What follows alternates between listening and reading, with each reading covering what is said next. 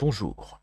Alors, cette vidéo sera sans doute la dernière sur NocoDB a priori, et c'est l'heure du bilan. Alors, les bilans, c'est-à-dire, est-ce que NocoDB a atteint les objectifs que j'avais, c'est-à-dire de pouvoir euh, être utilisé dans mes cours d'utilisation de REST API, de consommation de REST API, notamment cours de React, cours de Vue, voire même cours de Flutter, parce que pourquoi pas. Euh, pour l'instant, pour ces trois cours, j'utilisais plutôt Airtable parce que effectivement c'était plutôt un outil intéressant, mais il est hébergé par Airtable et on n'a pas la main sur tout parce que Airtable pose des limites. C'est un produit commercial qui a une version gratuite, mais qui a des limites avec cette version gratuite. Du coup, je me suis dit, en gros, je vais pouvoir remplacer PHPMyAdmin, une interface d'administration, un serveur de REST API, de GraphQL, et NocoDB permet de faire ça. Voilà, c'était mon objectif premier.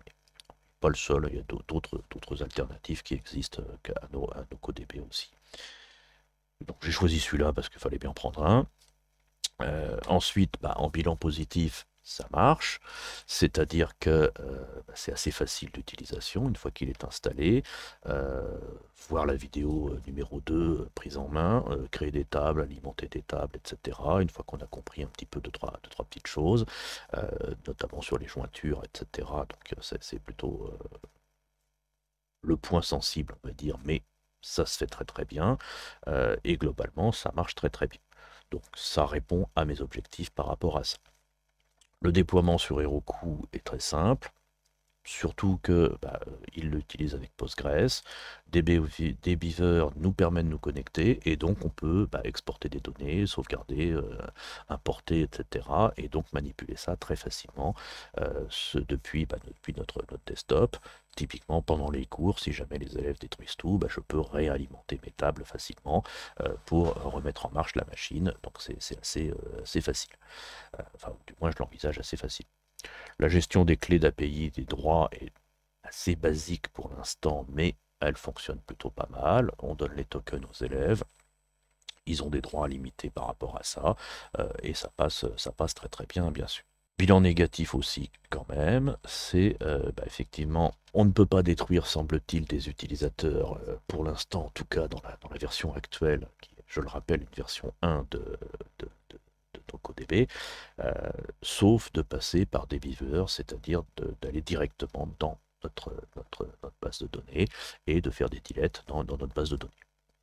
Alors, deuxième inconvénient, le Swagger est public, c'est-à-dire que vous avez accès sans être connecté à la liste de toutes vos routes.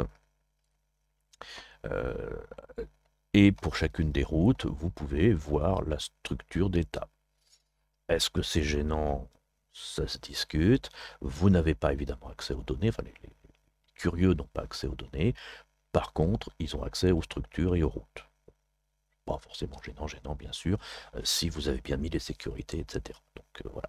Mais il faut le savoir, a priori, c'est pas possible de le désactiver. Je vais faire monter cette demande aux équipes et ils l'ont mis dans les choses à faire, dans la to-do list ou dans la suggestion, mais pour l'instant, c'est pas encore fait.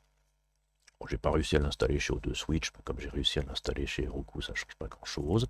Euh, Dernier petit souci, qui est peut-être pas le plus grave, c'est les traductions qui sont parfois un petit peu aléatoires, ou un petit peu qui pourraient s'améliorer. Et là aussi, il y a une solution. Vous pouvez participer à la traduction.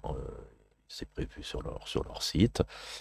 C'est-à-dire que c'est un projet communautaire, c'est un projet collectif, c'est un projet open source. Vous pouvez télécharger un fichier Google Spreadsheet, faire une copie, enfin, oui, c'est faire une copie, modifier les choses que vous avez, qui vous paraissent modifiables, enfin, améliorables, et leur soumettre. Et puis après, ils les valideront. Donc globalement, NocoDB, bon produit, je pense, et je pense que je vais m'en servir. Donc élèves, si vous me regardez, attendez-vous à avoir du NocoDB.